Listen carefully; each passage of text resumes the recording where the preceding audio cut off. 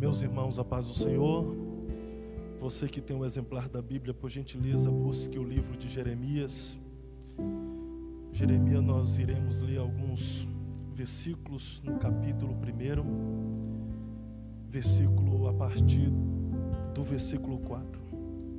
Enquanto você procura o texto, eu quero glorificar a Deus pela oportunidade de estar cultuando junto com vocês, sentindo a presença do Espírito Santo, que já é uma verdade em nosso meio. Deus seja muitíssimo louvado pelo anjo desta igreja, pastor José Polini, a quem eu quero deixar a saudação do meu pastor presidente, pastor Wagner Tadeu dos Santos Gabi. Antes de vir para cá, eu participei da ceia no primeiro horário, que é das 15 às 16. Estava lá com o nosso pastor dirigente do Templo Sede, pastor Márcio Vinícius. Falei para ele que estava vindo para cá, ele mandou deixar a saudação para o pastor Enéas Polini e também para o pastor José Polini. Muito obrigado pela recepção, que Deus abençoe o senhor, sua família e sempre seu ministério, tá bom, pastor Enéas? Deus seja louvado pela liderança da juventude do campo, o Isaqueu, João Paulo, Deus abençoe, obrigado pela confiança, o Lucas Ostrovski pelo convite, meu amigo de longas datas, eu chamava ele de Lucas Ostrogonoff, mas é Ostrovski. Deus abençoe, tá, Lucas? Obrigado. Minha esposa, minha companheira de todas as horas está ali. Eu sempre digo que eu sou alvo de muitos milagres da parte de Deus. Dentre tantos está o milagre do matrimônio. Não foi fácil, mas eu casei porque Deus é maravilhoso. E ainda casei com uma mulher bonita, né? Deus é fiel. Cadê os solteiros aqui? Levante a mão, os solteiros, por gentileza, se tiver. Deixa a mão levantada, que eu vou liberar uma palavra de profecia para a tua vida. Se eu casei, tu também casarás. Nem para reagir nesse momento, meu irmão, viu? Ainda que seja antes do arrebatamento da igreja, o milagre acontece na tua vida também. Deus abençoe, meu amigo. Jeremias capítulo 1, versículo de número 4, nós iremos ler alguns outros a seguir. Está escrito assim: assim veio a minha palavra do Senhor dizendo: antes que te formasse no ventre te conheci, e antes que saísse da madre te santifiquei. As nações te dei por profeta. Então disse eu, Jeremias: ah, Senhor Jeová, eis que não sei falar, porque ainda sou um menino. Porém disse-me o Senhor: não digas eu sou um menino, porque a todos a quem eu te enviar irás, a tudo quanto te mandar falar, falarás. Então não temas diante deles, porque estou contigo para te livrar, diz o Senhor. Leia comigo também versículo de número 18 e versículo de número 19. Porque eis que hoje te ponho por cidade forte, por coluna de ferro e por muros de bronze, contra toda a terra, contra os reis de Judá, contra os seus príncipes, contra os seus sacerdotes e contra o povo da terra. E pelejarão contra ti, mas não prevalecerão contra ti, porque eu sou contigo, diz o Senhor, para te livrar. Pode tomar o seu assento, por gentileza. Saudações e prazer rever aqui meu amigo, pastor Fábio Benevides. Deus abençoe, viu, queridão? Queridos irmãos, me presta um pouco da sua atenção para nós compreendermos e entendermos o que Deus tem para falar conosco através desses versículos que lemos em um dos episódios mais fascinantes do Antigo Testamento, inserido dentro do contexto do livro de Jeremias. Jeremias, ele está na classificação dos profetas maiores. Profeta maior não por ele ser melhor do que aqueles 12 considerados como profetas menores. Profeta maior pelo simples fato da grande extensão do seu livro e também da longevidade do seu ministério. É bem verdade que talvez Jeremias, ele teve o ministério em questão de história mais longo do que qualquer outro profeta inserido dentro do contexto bíblico. Alguém pode dizer que quem teve uma história longa ministerialmente falando fora Isaías, por ser o livro profético maior do Antigo Testamento. Porém, a história de Jeremias, ela se tornou longa devido os reis que lhe antecederam, devido também os reis em que ele estava presente e também as profecias que ele liberou para a casa de Judá. Judá foi para o cativeiro e ele permaneceu dentro de Jerusalém, profetizando e clamando a Deus pela restauração do seu povo. Jeremias, ele é filho do sacerdote Ilquias. Ele vem de uma linhagem sacerdotal. É bem possível que o seu avô também tinha sido sacerdote. É possivelmente que o seu avô e o seu pai veio da linhagem de Arão, sacerdote, porque só poderia alcançar essa posição de sumo sacerdote aqueles que de fato, além de ser da tribo de Levi, ele também fosse da linhagem de Arão. E é bom nós pensarmos que a linhagem de Jeremias, sendo uma linhagem sacerdotal, ele seria o próximo também ser sacerdote da sua casa e em meio à sua família. Na época do rei Manassés, que foi um período de muita idolatria dentro de Judá, essa família de Ilquias, por guardar e conservar os princípios, os valores e os mandamentos do Senhor, não se entregaram à idolatria, à promiscuidade, não se entregaram à imoralidade e à corrupção. Ao contrário, eles permaneceram fiéis a Deus, em santidade, em santificação, demonstrando assim a sua fidelidade para com o Senhor. Chegando um período em que Jeremias ele já tinha começado a estudar na escola sacerdotal para aprender todos os ofícios do sacerdote, como o cuidado dos utensílios da casa do Senhor, como também como entrar dentro dos santos e antes também oferecer o sacrifício ao Senhor. Deus, ele tem um encontro com Jeremias e o chama e o vocaciona para um dos mais sublimes ministérios, que é o ministério profético, que é o ministério de profeta. É verdade, a esperança de Ilquias como pai, na condição de sacerdote, era que seu filho seguisse o mesmo rumo ministerial, que Jeremias também fosse sacerdote. Mas Deus aparece para Jeremias e frustra os sonhos do seu pai, Ilquias, e chama Jeremias para o ministério profético e faz de Jeremias um profeta. Porque Deus, ele não trabalha conforme o homem quer que Deus trabalhe. Deus geralmente, ele sabe como chama, quem chama e da forma que chama. E quando ele chama, não pode ser mudado o seu chamamento. A sua vocação não pode ser mudada por causa de sonhos humanos. Se ele tinha um chamamento especial para Jeremias, ainda que Jeremias passasse algumas intempéries, vicissitudes, contrariedades, tivesse que sofrer oposições, ele sofreria, mas sofreria feliz, porque ele tinha nos seus ombros uma responsabilidade do chamado do Deus que é soberano. Logo, quando Jeremias recebe este chamado, ele não quer aceitar. Ele tenta refutar com Deus, dizendo: não posso, eu não estudei na escola de profeta, eu não estudei para ser profeta, eu estou estudando na escola de sacerdote. Então eu entendo um pouquinho do que é que os sacerdotes fazem. Eu não sei ser profeta, eu não sei falar, eu não passo de um menino que está estudando para ser sacerdote, seguindo assim o ministério do meu pai. Mas agora o Senhor vem e me chama para um ofício que eu não estou acostumado. Porque o sacerdote, além de cuidar dos utensílios da casa do Senhor, ele também ouvia as necessidades do povo e contava as necessidades do povo para Deus.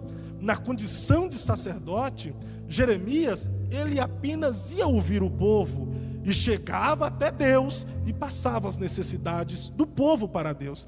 Mas agora, na condição de profeta, Jeremias, ele sabe que ele vai ter que ouvir Deus e passar aquilo que Deus quer para o povo. em um tempo de práticas perversas, pecaminosas, em um tempo de idolatria, em um tempo de corrupção no governo, em um tempo em que os próprios governantes não estavam dando credibilidade às vozes proféticas que se levantavam em nome do Senhor, poucos eram aqueles que de fato diziam: eis-me aqui para o ministério profético, porque sabiam que aceitar o ministério profético, o chamado profético, seria para sofrer, seria para ser incompreendido, seria para sofrer contrariedades e ter oposições, como por exemplo Isaías, ao aceitar o chamado de Deus e dizer: eis-me aqui, envia-me a mim, ele correu o risco e teve que andar pelas ruas de Israel despido por aproximadamente 3 anos, mostrando a sua vergonha. Mas o povo olhava para ele e dizia: você está despido? Está mostrando as suas vergonhas, Isaías. E Isaías dizia: da mesma forma que vocês me veem despido e acham vergonhoso, quando Deus olha para toda a nação, vê vocês desse jeito, despido e mostrando a vergonha de vocês devido às prevaricações e pecado. Na época do rei Manassés, que veio uma perseguição terrível para os profetas e conseguiram pegar Isaías, Manassés mandou matar este profeta, não com uma morte comum, de forma rápida, para aliviar a sua dor. Manassés manda colocá-lo em uma maca e com uma serra o serra ao meio. Então Jeremias sabia o que lhe estava esperando. É por isso que quando vem esse chamado para ser este profeta, ele diz: não dá. A minha linhagem é sacerdotal, o meu pai é sacerdote, o meu avô foi sacerdote e eu estou estudando também para ser sacerdote. Eu não sei falar como profeta, não tenho voz de profeta, não tenho jeito de profeta, não tenho tamanho de profeta, não tenho idade de profeta. Mas Deus não está olhando para a idade, para o tamanho, Deus não está olhando para a voz, Deus não está olhando para a patente, Deus está olhando para a sua alma e está dizendo: eu estou te chamando para o ministério profético.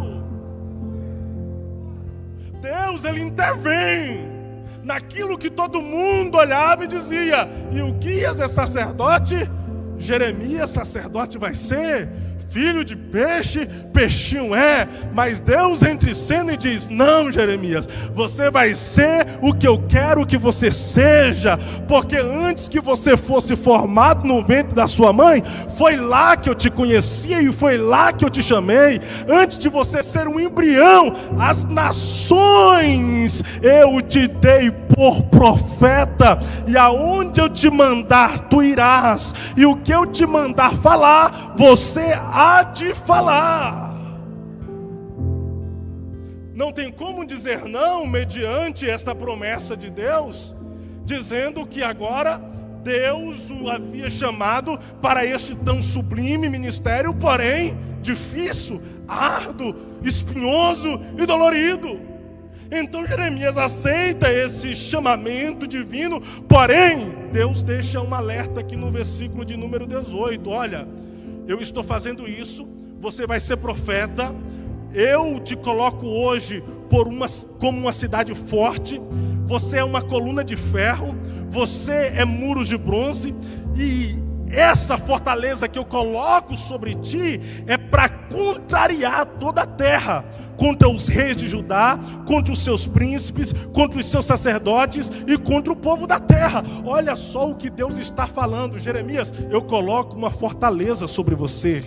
Os reis dessa terra se corromperam, os sacerdotes dessa terra se apostataram da fé. Existem também até os falsos profetas, os príncipes que envergonham o meu nome, e eu estou levantando você como profeta para ir em encontro a eles e profetizar contra eles. E aí, olha só o que Deus continua a falar para Jeremias: esses aí, quando vê você profetizar contra eles, pelejarão contra ti, Jeremias. Eles vão vir contra ti para tentar te derrubar, para tentar te fazer fracassar, para tentar te fazer parar, para tentar te fazer retroceder. Sim, Jeremias, esses homens não vão ficar felizes e contentes quando você profetizar contra eles. Eles vão pelejar contra ti, mas fique tranquilo, porque eles não prevalecerão contra ti, porque eu sou contigo, diz o Senhor, para te livrar. Jeremias agora está debaixo de uma promessa de Deus, que ele vai sofrer, pastor Fábio Benevides, que ele vai passar por oposições e contrariedades, vai ser difícil, porém, existe sobre ele uma patente celestial e eterna, que lhe estará guardando, protegendo, livrando, e será com Jeremias. Isso aqui é muito interessante, porque aparentemente é muito lindo, nos dá ânimo, motivação, nos empolga a dizer sim para o chamado, sabendo que o Rei do Universo, o Criador dos céus e da terra, estará conosco para nos livrar. Porém, vivenciar o chamado não é tão fácil assim. Vivenciar o chamado não é um mar de rosas. Quem acha que o chamado em qualquer área ministerial ou vocação celestial é fácil, se engana, porque em meio às rosas, com o decorrer do tempo, ao caminhar, você vai sentir as dores causadas pelas feridas dos espinhos que você vai encontrar.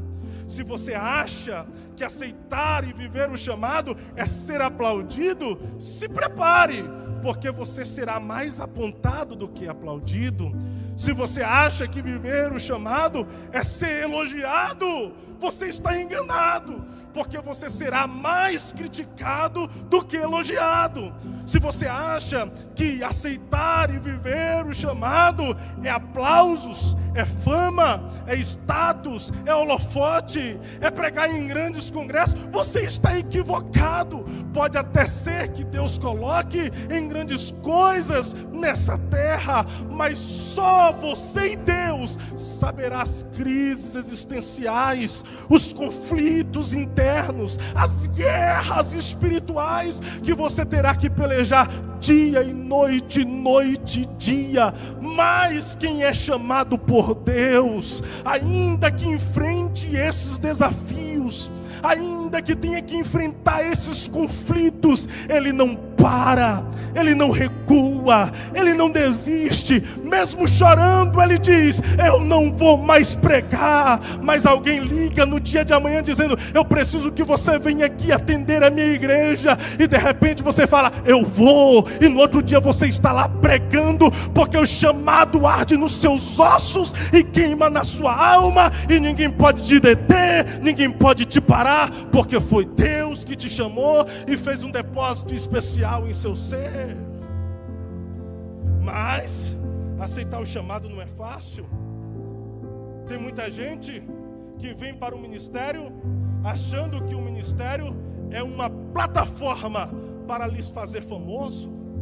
Tem gente que vem para o ministério achando que o ministério é uma plataforma para ele adquirir centenas e milhares de seguidores nas redes sociais, porque nesse tempo essa é a moda. Quanto mais seguidores tem, você é aplaudido. Quanto mais seguidores tem, as pessoas querem você por perto. Quanto mais seguidores tem, as pessoas querem você no evento. Elas não estão nem aí para o seu caráter, para a sua vida com Deus. Elas estão aí para os seus seguidores e o quanto você é influenciável nas redes sociais. Na verdade, as pessoas querem digital influencer, mas Deus está nos convidando para sermos espirituais influencer, ou seja, pessoas espirituais que influenciam toda uma geração a viver para a glória de Deus. Eu estou sentindo uma presença aqui, irmãos, sério. Eu falei para o Lucas: olha, essa mensagem está ardendo nos meus ossos, viu? Não tinha pregado ela ainda. Não é mensagem esquentada no micro-ondas, repetida. Tudo que eu estou falando aqui é mediante a dias de estudo e buscando inspiração e revelação de Deus. Então pode ter certeza que tudo que eu vou liberar aqui é do Espírito Santo na minha alma, para a alma de vocês. Eu espero que vocês recebam isso. Então, quando Deus vocaciona Jeremias, ele deixa certo que ele vai sofrer. E eu preciso falar aqui em rápidas palavras sobre lutas que todo aquele que é chamado por Deus terá que enfrentar. Lutas que todo aquele que é chamado por Deus terá que enfrentar. Você pode, mesmo com espaço e com máscara aí, sem tocar no irmão, apenas olhar para ele, olhar para ela e dizer: você tem chamada? Fala, vai, você tem chamada? Isso, você vai ter que enfrentar algumas lutas. Falou? Agora vamos lá. A primeira luta que Jeremias teve que enfrentar está no capítulo 12, o versículo 6. Abra sua Bíblia para nós trazer aqui respaldo bíblico, que nós vamos andar muito aqui no livro de Jeremias, dentro do tempo que eu tenho, tá bom? Jeremias capítulo 12 e o versículo de número 6. Olha só a primeira luta que todos aqueles que é chamado por Deus têm que enfrentar, está aqui nessa luta que Jeremias enfrentou. Porque até os teus irmãos e a casa de teu pai, eles próprios procedem deslealmente contigo, eles mesmo clamam após ti em altas vozes. Não confie nele, ainda que ele diga coisas boas. Não confie nele, ainda que ele te diga coisas boas. A primeira luta que todo chamado por Deus tem que enfrentar é a luta de descrédito dentro da sua casa, em meio à sua parentela e em meio aos seus amigos. Você acha que ser chamado por Deus é ser aceito por todos? Você acha que ser chamado por Deus é levar tapinhas nas costas constantemente? Você acha que ser chamado por Deus é ser aplaudido dentro da sua casa? Você está equivocado.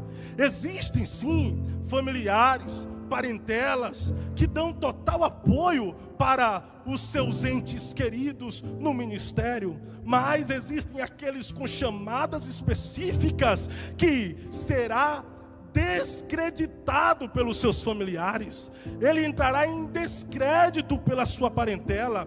Não vai acreditar nos sonhos, não vai acreditar nas promessas. A promessa que Deus fez a José através de um sonho trouxe para ele uma espécie de bullying, porque os seus irmãos começaram a fazer chacota e zombaria, dizendo: olha aí o mestre dos sonhos, olha aí o sonhador mó, olha, é esse aí que vai ser superior a nós. Então todo aquele que é vocacionado por Deus entrará em descrédito, não será aceito, será desprezado, será rejeitado. Ninguém vai apostar em você.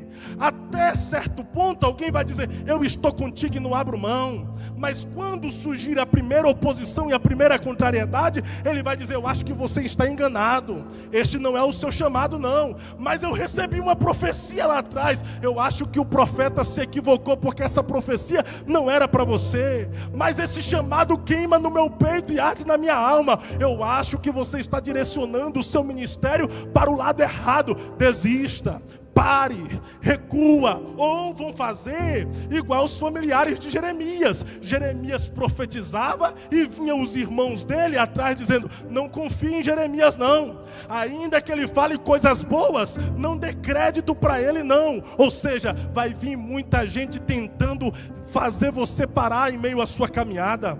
Vai vir muita gente tentando fazer você desistir da sua vocação. Vai vir muita gente tentando fazer você se frustrar, porque eles já se frustraram no passado. Mas ainda que eles não acreditem aqui na terra, ainda que eles não confiem no depósito que Deus fez em você, ainda que eles te rejeitem aqui na terra, você pode bater no peito: eu sou rejeitado pelos homens na terra, mas eu sou aceito por Deus lá no céu. Você precisa entender que quem te chamou não foi seu pai, quem te chamou não foi sua mãe, quem te chamou não foi o seu irmão, quem te chamou não foi o seu tio. Desculpe, mas quem te chamou também não foi pastor, quem te chamou não foi líder, quem te chamou não foi alguém da comunidade da fé, da comunidade que você faz parte. Quem te chamou foi Deus. Então não deixe ninguém dizer que você não vai além, que você não vai alcançar, avançar, que você não vai ser o que Deus quer que você seja. Deus me trouxe aqui para dar uma palavra de ânimo para alguém, dizer: continua firme, porque quem te chamou foi eu, quem vai te levantar sou eu, quem vai te dar as ferramentas sou eu, quem vai te capacitar sou eu, quem te dará as habilidades sou eu. Não temas, porque eu estou contigo. Primeira luta de Jeremias é ser desacreditado pela sua parentela e amigos. Tome cuidado com seus amigos. Existem amigos que eles acreditam no depósito que Deus fez em você até você se destacar. Até Deus começar a soprar e a lançar o seu nome. Eu uso essa expressão, lançar o nome aqui, porque o texto e todo o contexto de Jeremias me dá respaldo. Até porque o significado do nome de Jeremias é aquele em quem o Senhor lança, ou aquele que o Senhor edifica. Então, eles serão seu amigo até Deus te lançar. E talvez quando Deus te lançar, eles serão os seus maiores críticos. Mas não se preocupe não, porque quanto mais te criticar, mais Deus vai te lançando. Enquanto mais te criticar, Deus vai edificando. Quanto mais virem opositores, Deus ele vai edificando a sua alma e te lançando para as nações. Primeira luta: descrédito em meio à sua parentela e amigos. Se eu fosse parar por causa dos descréditos, eu já tinha parado há muito tempo. O pastor Enéas Polini, se fosse parar por causa do descrédito, já tinha parado há muito tempo. A maioria dos homens de Deus na Bíblia, se Jesus fosse parar por causa do descrédito, ele tinha parado. Quando Natanael disse: poderia vir alguma coisa boa lá de Nazaré, ele tinha parado há muito tempo. Não é descrédito que nos faz parar. O chamado é maior do que a rejeição, o chamado é maior do que o desprezo, o chamado é maior do que as contrariedades, o chamado é maior do que a oposição. Então vale ir até o fim por causa daquele que nos chamou. Segunda luta que Jeremias tiveram que enfrentar está aqui no capítulo 15 e o versículo de número 10. Abra aí a sua Bíblia, acompanha comigo, vai.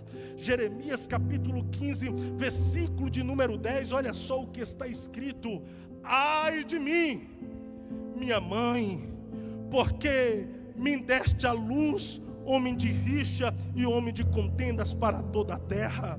Nunca lhes emprestei com usura, nem eles me emprestaram com usura. Todavia, cada um deles me amaldiçoa.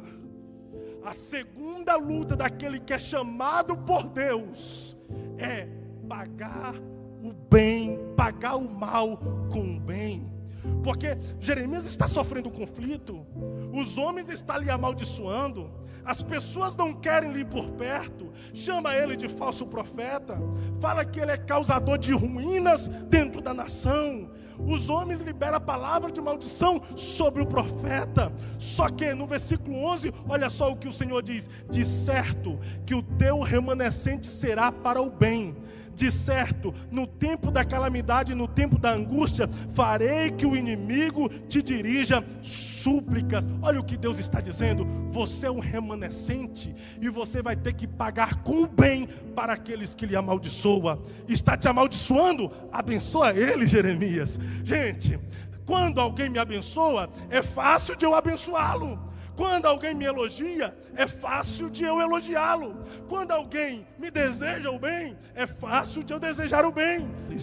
Pague o mal com o bem, não pague na mesma moeda. Eu te chamei para ser diferente. Eu sei que aí na sua interioridade há um conflito de guerrear contra eles, de pelejar contra eles, de brigar com eles, de amaldiçoar todos eles. Mas fica tranquilo, pague o mal com o bem, porque vai chegar um dia de angústia e eu mesmo, o Deus de vingança, farei que todos esses que te amaldiçoam se prostre diante de ti e te dirija súplicas. Deus está dizendo: deixa comigo, porque eu me responsabilizo por aqueles que são contas. A sua ocupação é apenas abençoá-lo. A sua ocupação é apenas amá-lo. A sua ocupação é apenas orar para que a vida deles sejam mudadas e transformada da forma que eu estou mudando e transformando a sua também. Segunda luta que todos nós teremos que enfrentar é pagar o mal com o bem. Em meio à chamada, vai ter os opositores, pessoas que vão falar mal de nós, pessoas que vão nos caluniar, pessoas que vão nos apedrejar, pessoas que inventarão inverdades ao nosso respeito, seja por um sentimento maligno, seja por inveja, ou seja por não gostar de nós. E simples assim. Vai ter gente que não vai gostar de você, não é pelo que você tem, é simplesmente pelo que você é. Tem gente que não vai gostar de você, não é porque você é bonitinho, bonitinha. Tem gente que não vai gostar de você simplesmente porque a maldade está nela. Aí Deus está dizendo: não seja conivente com a maldade alheia, não se iguale, não seja semelhante. Está te amaldiçoando, abençoa. Está te desejando mal, deseja o bem. Quer se afastar de você, busque abraçar, porque eu me responsabilizo em castigá-los em um futuro bem próximo. Terceira luta que Jeremias teve que enfrentar está no capítulo de número 17, versículos 13, 14 e 15. Olha só o que Deus vai nos revelar através desse texto aqui, que é muito profundo. Terceira luta, capítulo 17, versículos 13, 14 e 15. Jeremias está orando, e na sua oração ele diz: ó Senhor, esperança de Israel, todos aqueles que te deixam serão envergonhados. Os que se apartam de mim serão escritos sobre a terra, porque abandonam o Senhor, a fonte das águas vivas. Cura-me, Senhor, e sararei. Salva-me e serei salvo, porque tu és o meu louvor. Eis que eles me dizem: onde está a palavra do Senhor? Vem agora. A terceira luta que todo vocacionado por Deus vai ter que passar é uma crise interior, é um conflito existencial na alma a respeito das incertezas das promessas. Porque tem horas que nós questionamos mesmo: Deus, cadê a palavra do Senhor que foi liberada sobre a minha vida há algum tempo atrás? O próprio livro de Provérbios diz que a esperança demorada, ela enfraquece a fé. Quando nós depositamos a nossa fé na promessa que Deus nos fez e ela não acontece de imediato, nós nos frustramos, nós nos decepcionamos e criamos incertezas a respeito do futuro. Quantas vezes nós paramos e questionamos: Deus, vai acontecer mesmo? Ó Deus, o Senhor vai fazer mesmo? Ó Deus, o Senhor me chamou mesmo para esse ministério? Foi o Senhor que me fez essa vocação mesmo? Ou é coisa da minha mente? Ou é um sonho pessoal que não tem nada a ver com a promessa do Senhor?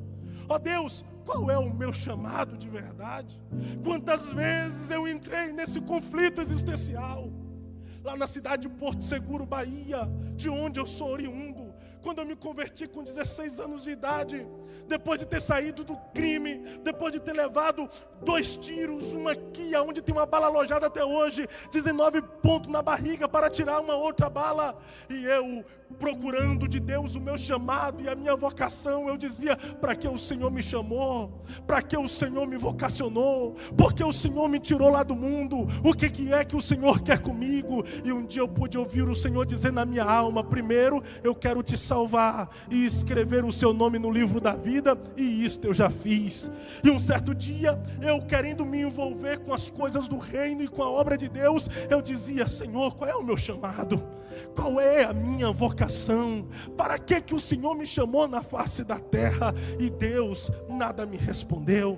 Mas um dia eu estava num culto e eu vi um amigo meu pregando. O nome dele é Rogério Gomes, e ele pregava de forma linda.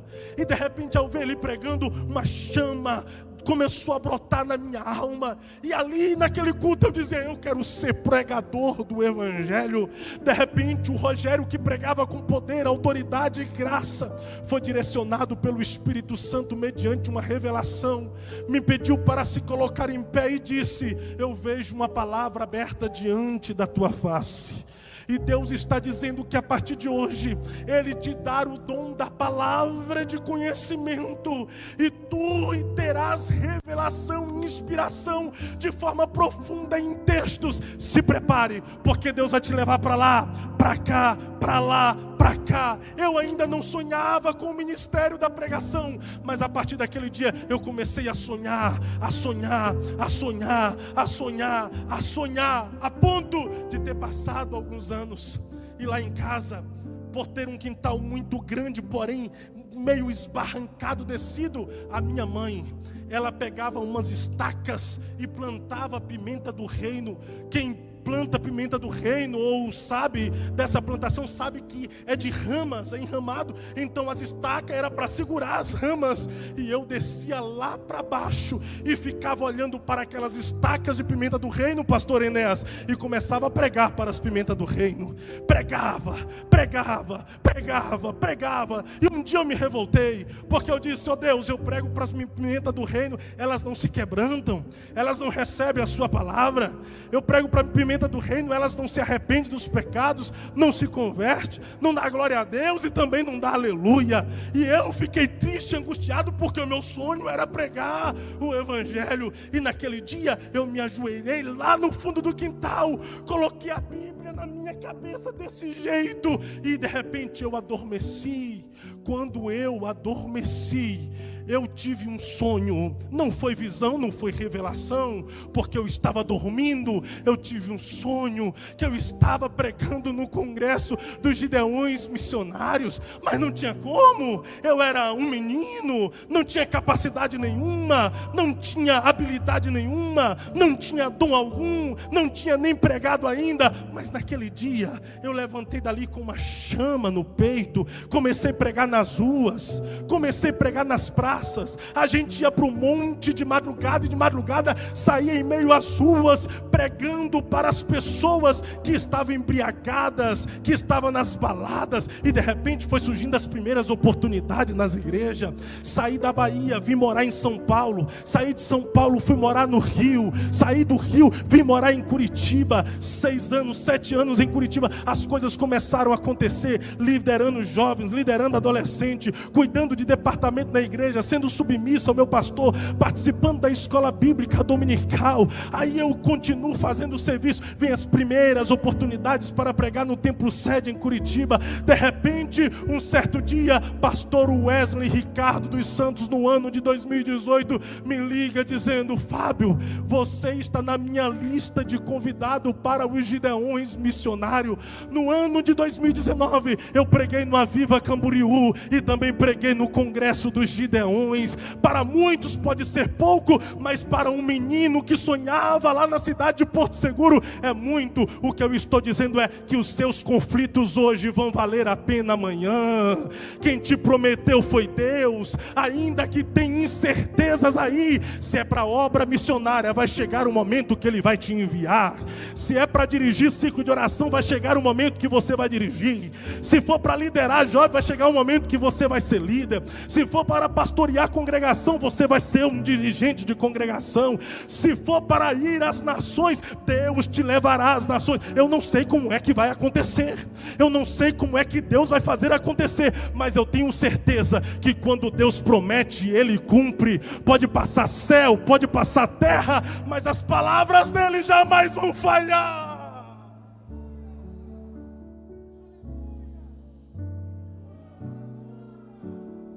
Eu estou falando com gente aqui que está desiludida.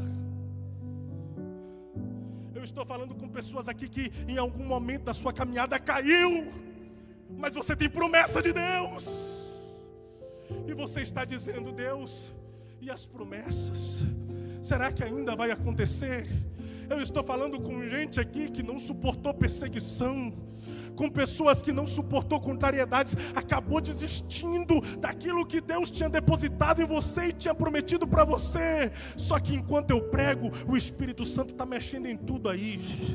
Os seus olhos estão começando a lacrimejar, porque Deus está fazendo você lembrar. Na verdade, Ele está trazendo à sua memória promessas de muito tempo atrás. E foi Deus quem te trouxe aqui apenas para te dizer: eu não desisti de cumprir aquilo que eu falei a teu respeito. Eu não desisti de cumprir aquilo que eu prometi.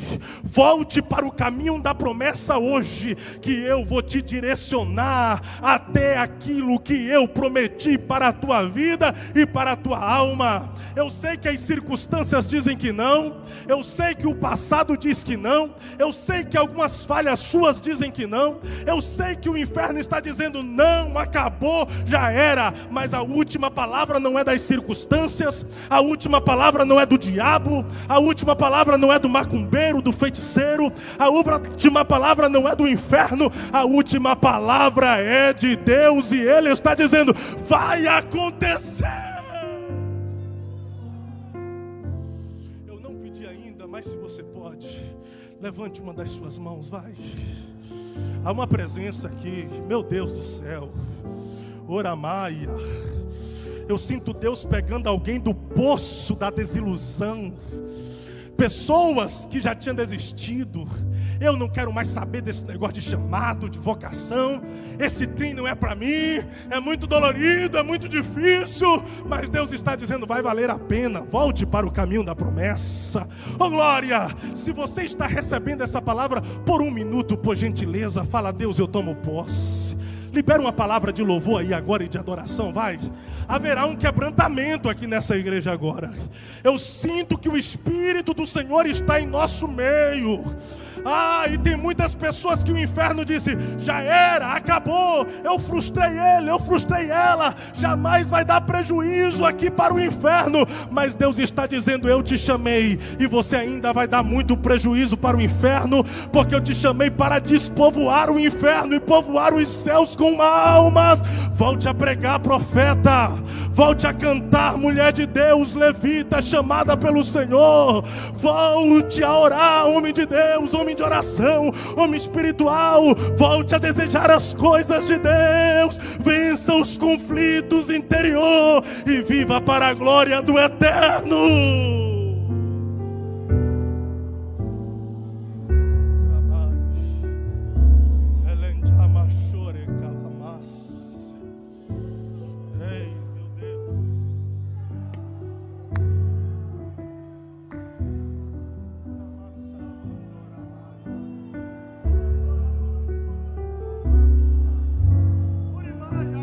Deixa fluir esta presença, vai, deixa fluir, deixa fluir.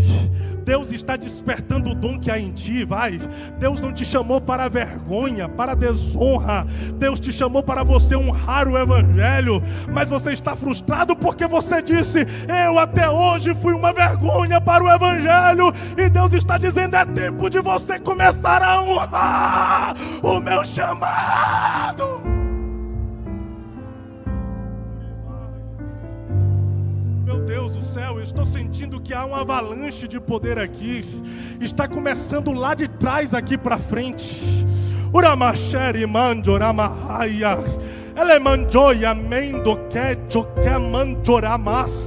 Recebe essa palavra de profecia. Você não vai parar, você não vai desistir. Ainda não é o fim. Essas crises interior não caracterizam o seu fim. Existe um Deus que te chamou e está dizendo: vida longa, vida longa, vida longa.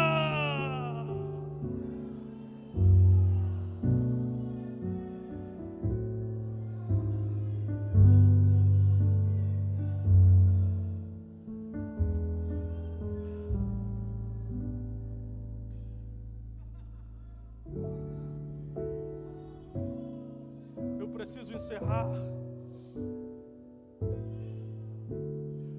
A quarta luta que Jeremias enfrentou está no capítulo 20. Leia comigo para nós encerrarmos aqui. versículos 7 e 8. Olha só. O pastor Enéas, o profeta, chega um tempo que ele está em um conflito tão terrível devido às lutas e às perseguições, que ele vai para a oração, se sentindo iludido pelo próprio Deus. Olha só o versículo de número 7. Persuasiste-me, oh, o Senhor me iludiu. Oh Senhor, persuadido eu fiquei, mais forte foste do que eu e prevaleceste. Eu estou servindo de escárnio todos os dias. Cada um deles escarnecem e zombam de mim. Eu profetizo e em vez deles receberem, eles dão risadas diante da minha face. Eles não acreditam no depósito que o Senhor fez em mim. Eu profetizo, eles não mudam de vida. Eu profetizo e eles não se transformam. Eles me têm apenas como um palhaço e eu estou iludido. E iludido eu fiquei. Porque desde que falo, grito, clamo, violência e destruição, porque se tornou a palavra do Senhor um opróbrio e ludíbrio todo dia. Então disse eu, não me lembrarei dele e não falarei mais no seu nome. Mas isso no meu coração foi como fogo ardente encerrado nos meus ossos. Estou fadigado de sofrer e não posso mais. O profeta está iludido. E isso é ministério. Passar por esses períodos angustiantes. Nesse período de pandemia, minha esposa é testemunha. Devido eu sempre estar envolvido na obra e nunca parar desde que eu me converti. E acostumado em um ritmo. Já abro aspas para dizer que eu não dependo totalmente de oferta de itinerância. Graças a Deus, nós temos uma vida em independência. Mas é pelo chamado. As agendas foram todas canceladas. Mas a vontade de pregar, a vontade de fazer o que eu mais amo, trouxe ansiedade para o meu coração. Eu tive que lutar terrivelmente contra a depressão. E esse tempo atrás eu disse para ela, eu não vou mais pregar. Porque eu me senti iludido, mediante que tudo o que estava acontecendo, e de repente veio o próprio Deus e para toda a humanidade, e me para também. Eu não entendi, não compreendi, mas eu fui lutando e disse, eu não quero mais isso. Eu vou continuar buscando a minha independência, eu vou continuar buscando os meus altos e ideais. Mas foi o próprio Deus que permitiu, pastor Enéas, porque nesse tempo de pandemia que tudo parou, parece que foi o próprio Deus que falou, eu vou parar você em uma área, mas eu vou fazer você crescer em outra. É nesse tempo que Deus nos deu casa própria. Foi nesse tempo que Deus nos deu um carro novo, um Peugeot 2008 que nós jamais imaginávamos ter. Foi um tempo de crise difícil que Deus falou para mim, eu te chamei. E enquanto você acha que não pode, enquanto você acha que está no teu tempo de fragilidade, eu estou mostrando para você o meu cuidado. Eu não te iludi, eu te vocacionei para isso, eu te chamei para isso. E Deus está trazendo isso na minha alma para eu dizer para alguém, não, você não foi iludido, eu apenas estou tratando com você, eu estou forjando você, porque antes de eu dar para você aquilo que você tanto quer, eu vou te levar para minha olaria, vou te amassar, vou te modelar, vai machucar, vai doer, você vai se sentir iludido, vai ter vontade de desviar, mas não vai desviar, porque nem para desviar você presta. E eu vou mostrar para você que o tempo de crise é o tempo que eu cuido de você e te faço crescer em outras áreas. Deus está dizendo para alguém, eu jamais iludo aquele que eu chamo, eu jamais iludo aquele que eu vocaciono. Você está no meu processo, quando acabar o processo, processo, vai valer a pena viver o propósito. Vai valer a pena viver o propósito.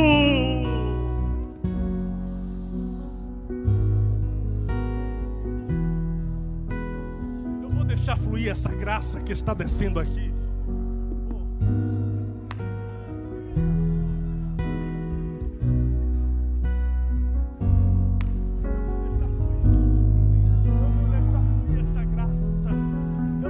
Por gentileza, levante a mão, vai. Você chegou aqui para participar do último culto. Confessa que é verdade. Você já estava prestes a se tornar um desigrejado, um destemplado, porque você estava falando esse negócio de igreja, esse negócio de ministério, esse negócio de chamado não é para mim. E Deus está dizendo: não vai desviar, não vai se tornar desigrejado, não vai se tornar destemplado. Depois que passar toda essa crise aí, a glória da última casa será maior do que a da primeira. Quem pega, vai, quem recebe, a glória da última casa será maior que a da primeira. Recebe isso aí, vai. Recebe essa graça aí. Recebe esse poder aí. Poder que chama, poder que vocaciona, poder que cuida, poder que surpreende, poder que lança, poder que edifica, poder que eleva, poder que honra, poder que enche. Seja cheio por essa graça. Seja cheio por essa graça.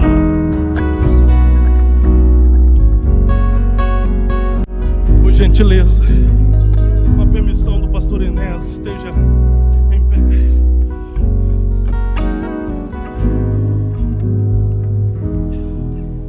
Olha isso aí. Ouça o idioma que o inferno não consegue entender, que os homens também não entendem.